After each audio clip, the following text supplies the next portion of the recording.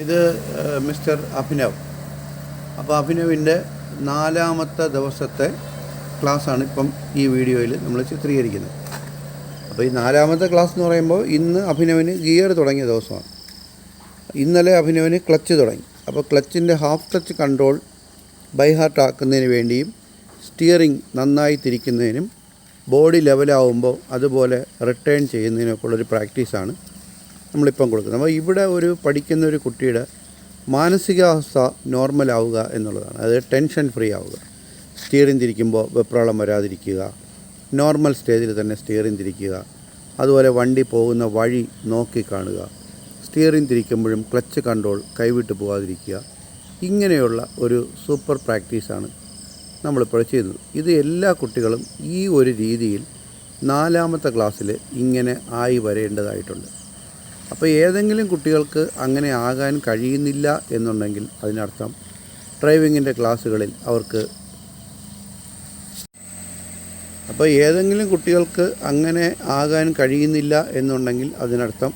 ഡ്രൈവിങ്ങിൻ്റെ കാര്യങ്ങളിൽ അവർ ഓക്കെ അല്ല എന്നുള്ളതാണ്. അപ്പം ക്ലച്ചിനെ വീണ്ടും കൺട്രോൾ ചെയ്ത് വണ്ടിയുടെ സ്പീഡ് കൂടാതെ കൃത്യമായ സ്ഥലങ്ങളിൽ കൃത്യമായ പോയിൻ്റുകൾ നമ്മൾ അടയാളപ്പെടുത്തി കൊടുത്തിട്ടുണ്ട്.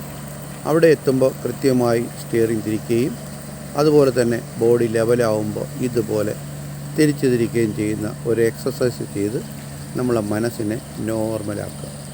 അപ്പോൾ എല്ലാത്തിൻ്റെയും ബേസ് എന്ന് പറയുന്നത് മനസ്സാണ്. മനസ്സ് കൈവിട്ട് പോയി കഴിഞ്ഞാൽ നമുക്ക് ഇതുപോലെ ചെയ്യാൻ കഴിയില്ല. അപ്പോൾ നമ്മൾ വണ്ടി പോകുന്ന റൂട്ട് നമ്മൾ നോക്കണം. തിരിക്കുന്ന സമയങ്ങളിലെല്ലാം ക്ലച്ചിനെ ഒരു പോയിൻ്റ് നമ്മൾ ചവിട്ടി നമ്മൾ തിരിക്കണം. ഇതുപോലെ ഡ്രൈവിങ്ങിൻ്റെ കേസ് ഓക്കെ ആവുന്നവരെ ഇങ്ങനെ ഗ്രൗണ്ടിൽ നമ്മൾ പ്രാക്ടീസ് ചെയ്യണം. അപ്പോൾ യഥാർത്ഥത്തിൽ നമുക്ക് 30 ദിവസത്തെ ക്ലാസ്സുകളാണ് ഡ്രൈവിംഗ് പഠിക്കുന്ന ഒരു കുട്ടിക്ക് വേണ്ടി നമ്മൾ മാനേജ് ചെയ്യുന്നത്, നമ്മൾ കൊടുക്കുന്നത്. അപ്പോൾ ഇവിടെ നമ്മൾ ഗ്രൗണ്ടിലെ ക്ലാസ്സുകൾ മാത്രം അതിൻ്റെ എണ്ണം കൂടുമ്പോൾ ടോട്ടൽ 30 ദിവസത്തെ ക്ലാസ്സിൻ്റെ റോഡ് ക്ലാസ്സുകളുടെ ദൈർഘ്യം കുറഞ്ഞു പോകും, ദിവസങ്ങൾ കുറഞ്ഞു പോകും.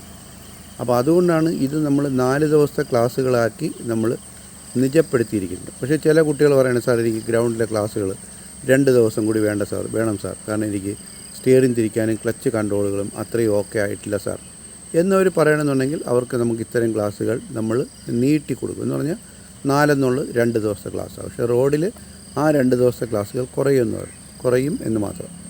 പക്ഷേ ബേസിക് കൺട്രോൾ ക്ലാസ്സുകൾ എന്ന് പറയുന്നത് ഇതാണ് ഇമ്പോർട്ടൻ്റ് ക്ലാസ്സുകൾ.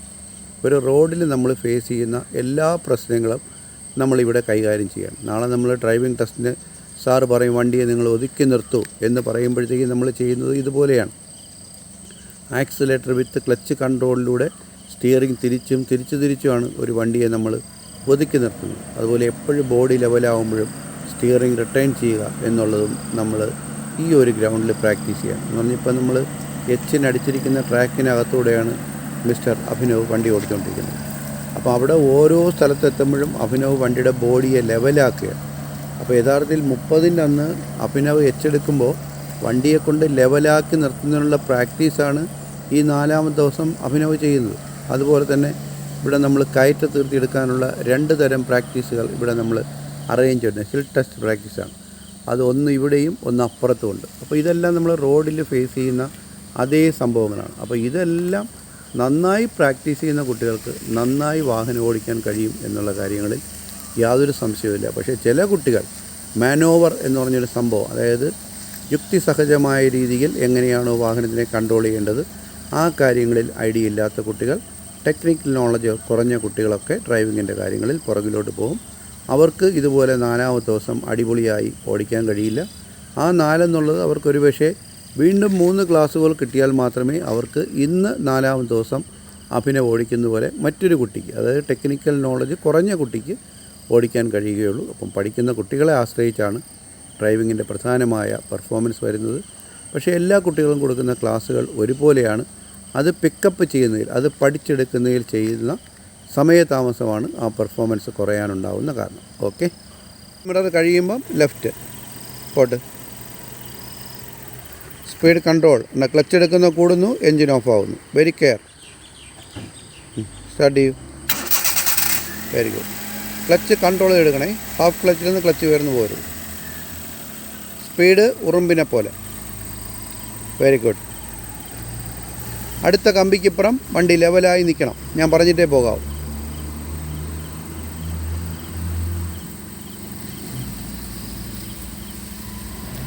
അപ്പോൾ ഇവിടെ നമ്മൾ എച്ചിൻ്റെ ട്രാക്കിനകത്ത് നമ്മൾ ടൂ വീലറിൻ്റെ 8 എടുക്കുന്നത് പോലെ കാറിനെ തിരിച്ചും പ്രാക്ടീസ് ചെയ്യാം. Very good. സൈഡ് മിറർ കമ്പി കഴിഞ്ഞ് ലെഫ്റ്റ്, അടുത്ത കമ്പിക്കിപ്പുറം ലെവലായി നിൽക്കണം. സൈഡ് മിറർ കഴിയുമ്പോഴത്തേക്കാണ് തിരിക്കുന്നത്. യെസ്, അല്ല തിരിച്ചു. ഇതെല്ലാം നമ്മൾ ഏത് ഷാർപ്പായുള്ള റോഡിനകത്ത് വണ്ടിയെ കൊണ്ടുപോകുമ്പോഴും വണ്ടിയുടെ സൈഡ് തട്ടില്ല, കാരണം അത്ര കറക്റ്റ് മെഷർമെൻറ്റാണ്. അപ്പോൾ ഇതൊക്കെ കുട്ടികൾക്ക് മനസ്സിലാവണം. അത് മനസ്സിലാവുന്ന കുട്ടികൾക്കേ ഈ ക്ലാസ്സിൻ്റെ ഇമ്പോർട്ടൻസ് മനസ്സിലാവുള്ളൂ. Very good. വീണ്ടും ലെഫ്റ്റ്, സൈഡ് മിറർ കമ്പി കഴിയുമ്പം ലെഫ്റ്റ് തിരിച്ച് അടുത്ത കമ്പിക്കപ്പുറം ലെവലാക്കി നിർത്തണം. അപ്പോൾ ഇത് ഈ പറയുന്നത് മനസ്സിലാവാത്ത കുട്ടികൾ തിരിക്കാൻ പറയുമ്പോൾ തിരിക്കുന്നു, നോക്കാൻ പറയുമ്പോൾ നോക്കുന്നു, അത്രേ അവർക്ക് ഐഡിയ കിട്ടുള്ളൂ. പക്ഷേ അറിയുന്ന കുട്ടികൾക്കറിയാം, ഓക്കെ ഇതാണ് അതിൻ്റെ മാർക്ക്, ഇവിടെ എത്തുമ്പോഴാണ് ചെയ്യേണ്ടത്, ഇവിടെ എത്തുമ്പോഴാണ് ബോഡി ലെവലാവുന്നത്, ഇവിടെ എത്തുമ്പോൾ റിട്ടേൺ ചെയ്യുക എന്നുള്ള ഐഡിയ അവർക്ക് സ്വയം കിട്ടും. അപ്പോൾ അത് കിട്ടാത്ത കുട്ടികൾ കൂടുതൽ ക്ലാസ് അറ്റൻഡ് ചെയ്യുമ്പോഴേ അവർക്ക് ആ ഒരു ഐഡിയ കിട്ടുള്ളൂ. മതി. സ്റ്റോപ്പ്. റിവേഴ്സ്. പുറകിലോട്ട് പോട്ട്. ഓക്കെ. ബാക്ക് ശകലം ലെഫ്റ്റിലോട്ടാണ് നിൽക്കുന്നത്. അപ്പം ഞാൻ പറയും പോലെ ചെയ്യണേ. അപ്പോൾ ലെഫ്റ്റിലോട്ട് നിൽക്കുമ്പോൾ ലെവൽ ചെയ്യുന്നതിന് വേണ്ടി ഞാൻ പറയും. നോക്കിക്കോ, സൈഡ് മിററിലൂടെ നോക്കിക്കോ. റിവേഴ്സ് കയറിയിട്ടാൽ 3 മിററിലും നോക്കണം, ബാക്കിൽ ആളില്ലെന്ന് ഉറപ്പാക്കണം. ഓക്കെ. ബാക്കിലോട്ട് വണ്ടി മൂവ് ചെയ്തിട്ട് ഞാൻ പറയും പോലെ സ്റ്റിയറിംഗ് പോട്ട്, ബാക്കിലോട്ട് പോട്ട്. അല്പം റൈറ്റിലോട്ട് തിരിക്കൂ. റൈറ്റ് തിരിക്കൂ. മതി. തിരിച്ചോ. എന്നിട്ട് അങ്ങനെ വെയിറ്റ് ചെയ്യണം. റിട്ടേൺ. കറക്റ്റ്. Very good. അതുപോലെ ബാക്കിലോട്ട് പോട്ട്. മതി. Stop. Neutral. First engine of. Engine of ചെയ്ത് ആദ്യം ക്ലച്ചിൽ നിന്ന് കാലെടുക്കണം. അത് കഴിഞ്ഞ് ഹാൻഡ് ബ്രേക്ക് പിടിക്കണം. സാവധാനം വണ്ടി അനങ്ങുന്നുള്ള ശ്രദ്ധിച്ച് ബ്രേക്കിൽ നിന്ന് കാലെടുക്കണം. യെസ്. ഇറങ്ങി വരൂ.